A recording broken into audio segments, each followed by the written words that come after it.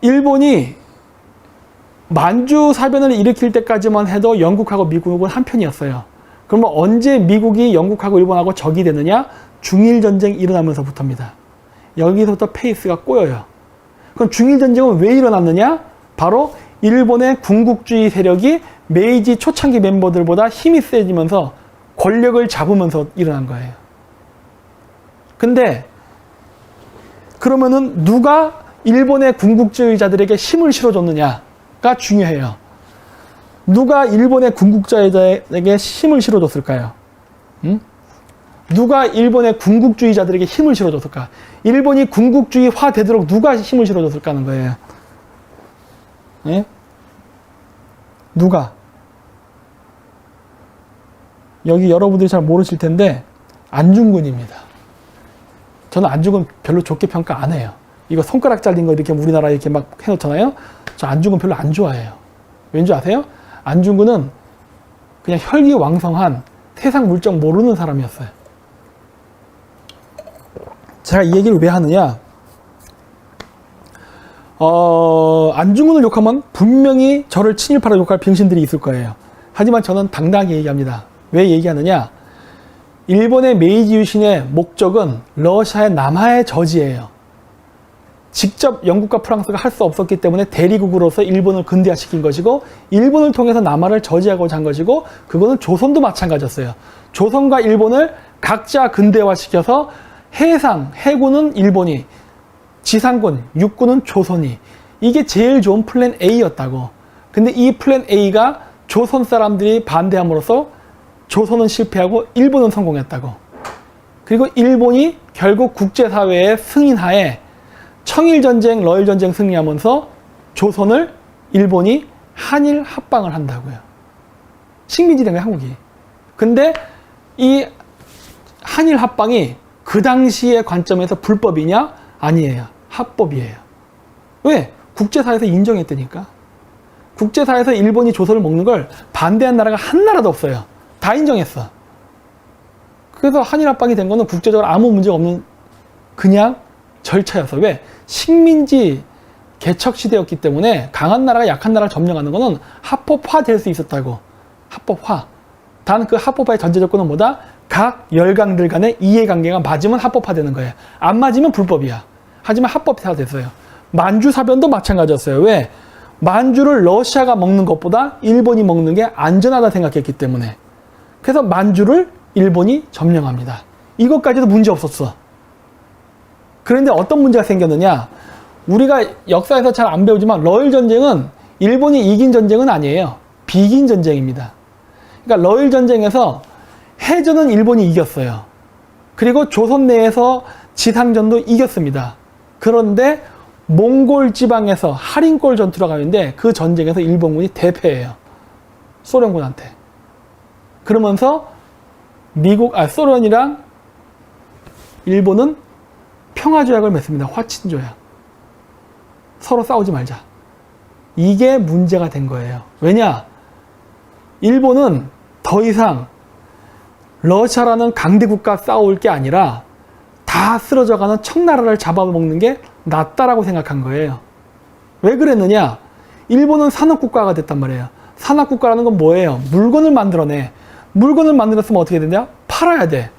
팔아야 돼. 그래서 소비시장이 필요한데, 아니 연해주 점령한다고 해서 여기 소비시장이 뭐가 있어요? 연해주 인구 얼마 살아? 시베리아 점령하면 뭐해? 그때만 해도 시베리아가 개발이 덜 돼서 여기 석유가 난다는 걸 몰랐어요. 연해주에서 석유가 난 걸 그 당시 몰랐다고. 그렇기 때문에 이런 불모지를 쓸데없이 점령하느라 그 영국이나 미국한테 이용당하느니 우리도 빨리 인구가 많은 지역을 점령하고 일본 제품을 팔아서 돈을 벌어야겠다는 생각을 하고 있을 때라고. 그래서 일본의 군국주의자들이 중국 침략을 적극적으로 주장할 때예요. 야, 우리 중국 잡아먹자. 청나라 이미 핫발이 아니냐. 전쟁에 이겨본 경험도 있기 때문에 청나라 이기는 거 일도 아니다. 중국 쳐들어가자. 이렇게 됐다고요. 자, 근데 제가 왜 안중근을 내가 병신이라고 봤느냐. 안중근은요, 죽이면 안 되는 사람을 죽였다고. 이토 히로부미. 왜 그러느냐. 이토 히로부미는요, 조선을 식민지화하는 걸 반대했던 사람입니다. 여러분들 이런 거 모를 거야. 안 가르치니까.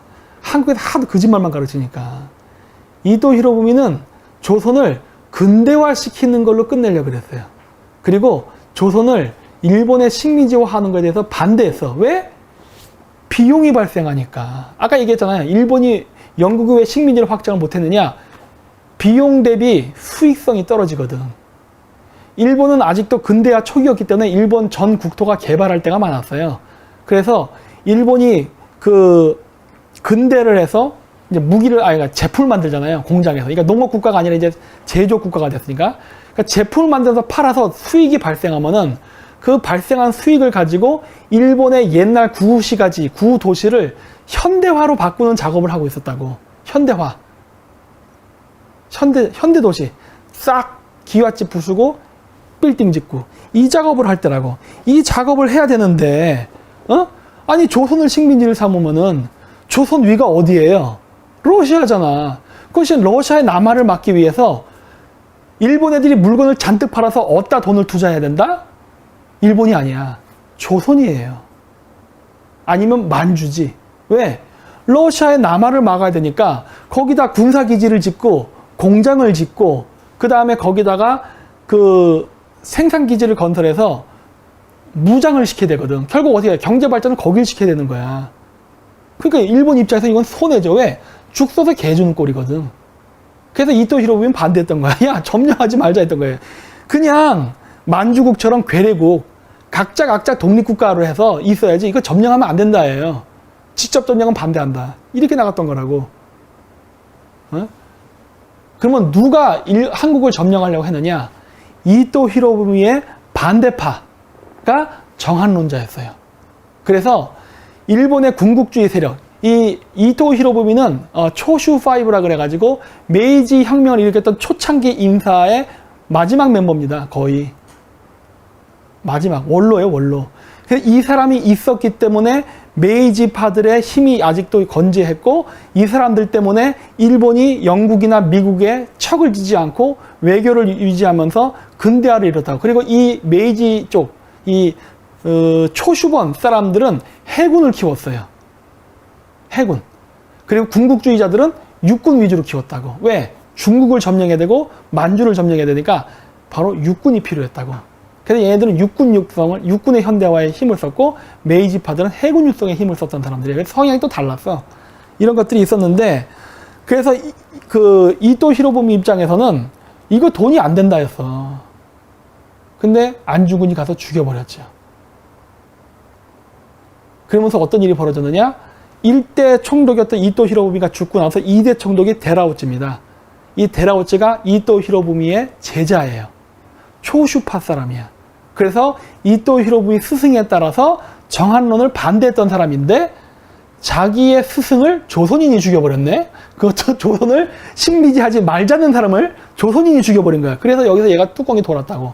그래서 이토 히로부미가 죽고 나서 데라우찌 2대 총감 때부터는 우리나라가 무단 통치에 빠집니다. 민족 말살, 문화 말살 정책이 그때 펼쳐져요. 왜? 자기 스승을 죽였기 때문에. 근데 이런 거 안 가르치대, 우리나라 역사에서. 응? 이게 이렇게 된 거라고. 그런데 하필이면은 안중근이 종교가 천주교예요. 가톨릭. 그리고 예수회로 추정되는 사람이야. 와, 골 때리죠, 진짜. 골 때린 거지. 그래서 결국 한국과 일본은 철천지 왼수가 된 거예요. 그 사건으로. 지금까지 반일, 반한 감정이 유지가 되고 있죠. 그리고 그로 인해서 일본은 만주를 점령하고 중국을 점령하고 중국 내륙 깊숙이 침투를 못합니다. 왜? 조선에서 독립운동이 거세게 일어나니까 이거 조선의 독립운동가들을 때려잡는데 군사력을 허비하고 있었거든. 조선이 되니까 어떻게 돼요? 이제 중국 본토에서 싸워버려요. 그러니까 중국 본토에 멀리 흩어져 갖고 막 게릴라전을 하니까 일본 군대가 힘이 빠지는 거야. 이래서 일본이 결국 중국 본토 점령이 실패한다고요. 그리고 거기에 총력을 기르다 보니까 어떻게 된 거예요? 일본의 군국주의자들이 득세를 하니까 대륙 진출을 꿈꾸면서 한정된 국방비를 육군에 투입했다고. 육군 위주로. 왜? 그래 영토 점령을 하니까. 그러다 보니까 어떻게 된 거예요? 해군 육성을 소홀히 해버렸다고. 그러다 보니까 야마모토 고주로코라는 사람이 그 유명한 그 제독이잖아요. 이 사람이 미국을 상대로 해서 태평양 전쟁을 했는데 한 번 지고 망해버린 거예요. 미드웨이 해전에서. 한 번 지고. 왜? 모든 국방비가 해군이 아닌 육군 쪽에 투입이 됐기 때문에 군함을 건조하는 공장 시설에는 이쪽에 투자를 적게 해버렸거든. 그래서 미드웨이 해전 한 번 지고 일본이 어이없이 패망하기 시작합니다. 왜냐? 여기도 보이지만은 메가더 장군이 점령한 게 제일 먼저 점령한 게 여기 이오지마예요. 이오지마 점령한 다음에 어디로 가느냐? 뭐 개구리 작전이라고 해서 태평양 섬을 퐁당퐁당 점령한 다음 필리핀 점령하고 오키나와를 점령해요. 그러니까 메가더가 점령한 적은 이 육지가 아니에요. 섬들만 점령했어요. 이렇게. 이거 왜 섬들만 점령한 줄 아세요? 일본하고 미국 관계가 나빠졌을 때 원래 메이지 유신 이후에 일본은 근대화가 된 이후에 미국으로부터 석유를 수입했습니다. 옛날 때 미국이 석유를 수출했었어요. 그 미국으로부터 수입하는 석유가 일본 수입량의 80%를 차지했다고. 근데 그 80%가 날라가요. 왜? 미국이 일본이 너무 잘 나간다 싶으니까 일방적으로 석유 수출을 끊어버려요. 그래서 일본이 석유 수급에 차질이 생기자 동남아시아를 침공한다고요. 근데 동남아시아는 영국과 프랑스 식민지가 있던 지역이었어. 그러면서 어떻게 돼요? 전통적인 우방이었던 영일동맹, 그 다음에 미일동맹이 다 깨져버린 거예요. 미국과 영국을 적으로 둔 거예요. 그러다 보니까 고립돼서 삼국동맹으로 가고 그게 일본의 패전과 핵폭탄을 두 방 맞는 비극으로 끝난 거라고요. 그래서 일본이 망해요. 이게 일본 2차 세계대전의 실질적인 모습이라고. 그래서 일본은 이것 때문에 완전히 그냥 박살이 났습니다. 그리고 나서 지금까지도 평화헌법 때문에 보통 국가가 못 되고 무장을 못 하고 있는 거예요. 자, 여기까지가 과거, 이제 현재예요.